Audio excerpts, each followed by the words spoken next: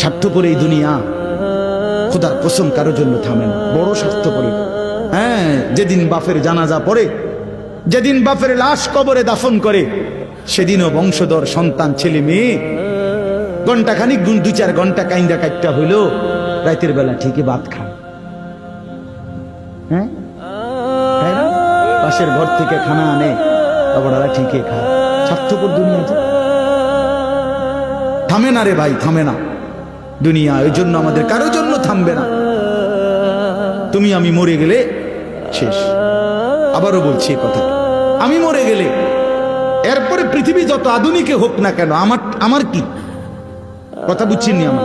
আমি মরার পরে যদি সবার ঘর স্বর্ণের বাড়ি হয়ে যায় তো আমার লাভ হইল কি? আমার মৃত্যুর পরে যদি সব মানুষ আধুনিক হইয়া সাঁদের দেশেও জায়গা, আমার ফায়দা কি? আমি তো না, আমি তো মরে গেলাম। যে কবরে চলে গেল সে কি আর ফিরে আসবে? আল্লাহ আমাদেরকে বুঝ দান করেন।